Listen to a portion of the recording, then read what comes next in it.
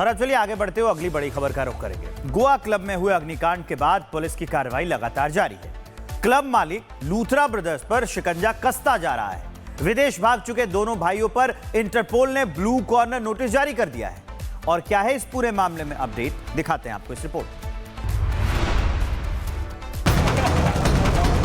गोवा का ये वही वर्च क्लब है जहां 6 दिसंबर की रात आग ने तांडव मचाया था। तेज लपटें, धुआं, अफरा तफरी और मौत का मंजर।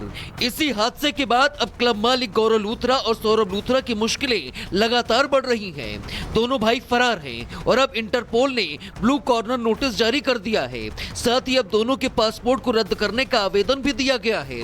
गोवा पुलिस ने इसे एक बड़ी सफलता बताया है, क्योंकि आमतौर पर इंटरपोल की प्रक्रिया में 1 हफ्ते से ज्यादा का समय लग जाता है। उधर हादसे के बाद गोवा प्रशासन ने भी सख्ती दिखाते हुए लूथरा भाइयों के वगाट इलाके में मौजूद एक दूसरे क्लब पर बुलडोजर एक्शन की कार्रवाई की। प्रशासन का दावा है कि क्लब में कई नियमों का उल्लंघन किया गया था। उत्तर प्रदेश पुलिस का ऑपरेशन लंगड़ा अपराधियों के लिए धीरे धीरे सबक और काल दोनों बनता जा रहा है। बुलंदशहर में पुलिस और 2 गैंगस्टर्स के बीच में मुठभेड़ हो गई। इन दौरान दोनों अपराधियों के पैर में गोली लगी। उत्तर प्रदेश में अपराध पर नकेल कसने के लिए पुलिस का ऑपरेशन लंगड़ा जारी है। ताजा तस्वीरें बुलंदशहर से आई हैं।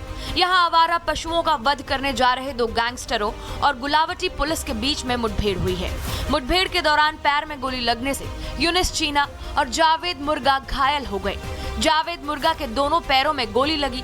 दोनों गैंगस्टरों के खिलाफ आधे दर्जन से ज्यादा मामले अलग अलग थानों में दर्ज हैं। पुलिस ने इनके पास से पशुवध करने वाले हथियार, तमंचे, कारतूस बरामद किए हैं।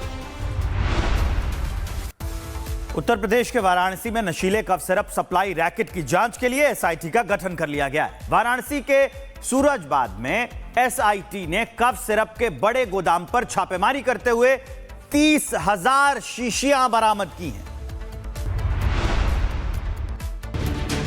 कफ सिरप सिंडिकेट का भांडाफोड़। सूजाबाद में एसआईटी की ताबड़तोड़ छापेमारी।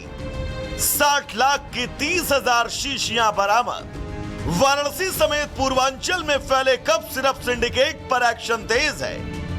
एसआईटी ने रामनगर के सूजाबाद इलाके में बंद पड़े एक गोदाम पर छापा मारा और गोदाम से करीब 30,000 शीशी नशीला कोडीन कफ सिरप बरामद किया। ये गोदाम cough syrup mafia Shubham Jaiswal के बेहद करीबी और बिजनेस पार्टनर माने जाने वाले मनोज कुमार का बताया जा रहा है। गत्तों में भरे कफ सिरप को पुराने परिसर के अंदर छिपा कर रखा गया। पुलिस ने पूरा कैंपस सील कर दिया।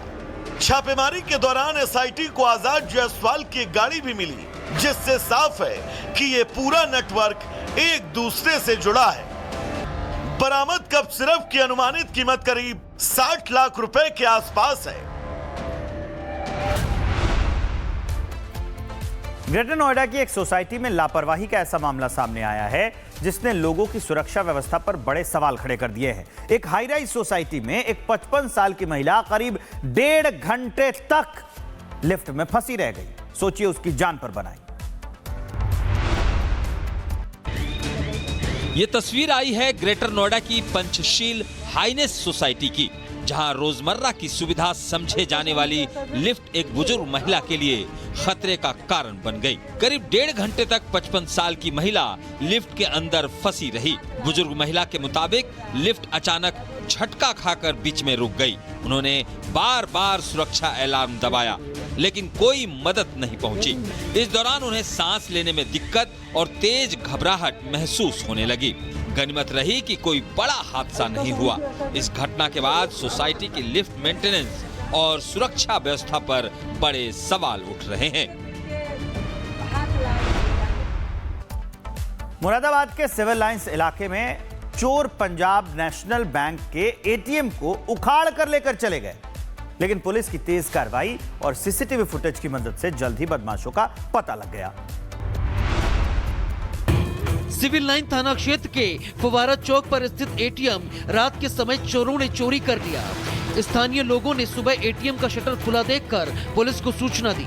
एसएचओ मनीष सक्सेना ने बताया कि चोरी की जांच के लिए कई टीमें लगी हैं। चोरों ने पहले सीसीटीवी को बंद किया, इससे फुटेज नहीं मिल सकी।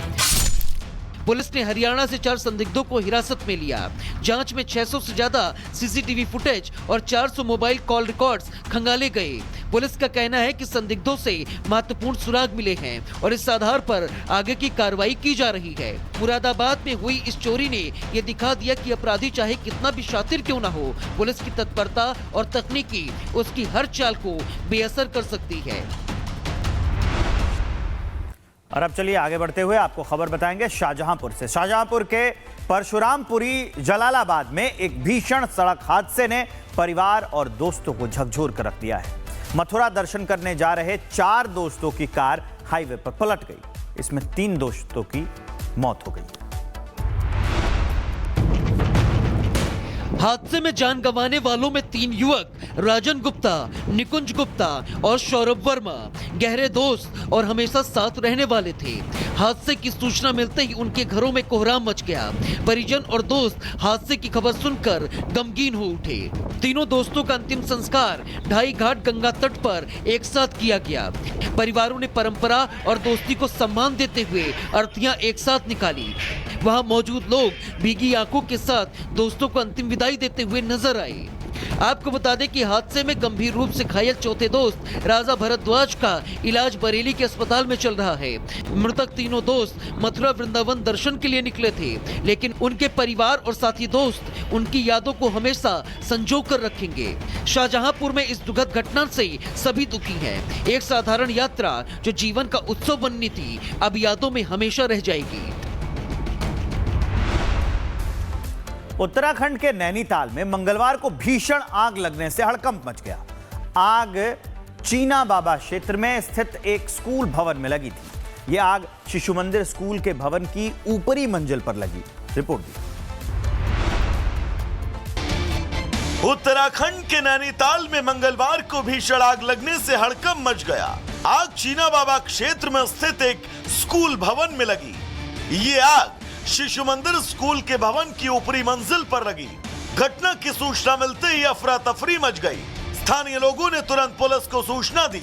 इसके बाद दमकल की गाड़ियां मौके पर पहुंची और आग पर काबू पाने की कोशिशें शुरू कर दी गईं।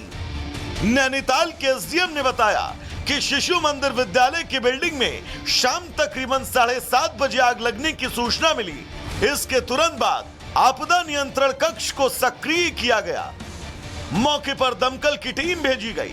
सभी के प्रयासों से लगभग 1 घंटे की मशक्कत के बाद आग पर काबू पा लिया गया। उन्होंने बताया कि इस अग्निकांड में किसी के हताहत होने की खबर नहीं है। आग लगने पर 2 लोग अंदर फंसे थे, जिन्हें समय रहते सुरक्षित बाहर निकाला गया। चंबा में एक कार अचानक पहाड़ी से लटक गई, लेकिन वहां मौजूद स्थानीय लोगों की मदद से एक बड़ी दुर्घटना होने से टल गई। जान बचाने के इस नजारे को देखकर सब लोग हैरान रहे। चुराह के नकरोड में पहाड़ी के किनारे एक कार अचानक लटक गई, जिसकी वजह से खुशी का माहौल एकाएक डर और चिंता के माहौल में तब्दील हो गया। लेकिन मौके पर मौजूद लोग डरने की बजाय एकजुट हुए। स्थानीय दुकानदारों और राहगीरों ने मिलकर अपनी जान की परवाह किए बिना कार को पहाड़ी से खींचना शुरू किया। जहां एक टीम ने कार को पकड़ा हुआ था, तो वहीं दूसरी टीम ने कार को धक्का देकर कार को सड़क तक पहुंचाया। लगभग 10 मिनट की कोशिशों के बाद गाड़ी सुरक्षित सड़क पर आ गई और इस दौरान किसी के चोटिल होने की खबर नहीं है। इस घटना ने दिखा दिया कि संकट की घड़ी में स्थानीय लोगों का साहस और सहयोग कितनी बड़ी भूमिका निभा सकता है। एक साधारण दोपहर जिसने समुदाय की मानवता और एकजुटता को उजागर किया। चुराह घाटी में आज का ये नजारा न केवल राहत देने वाला था, बल्कि ये याद दिलाता है कि मुश्किल में एकजुट होकर मदद करना किसी सुपर हीरो से कम नहीं है।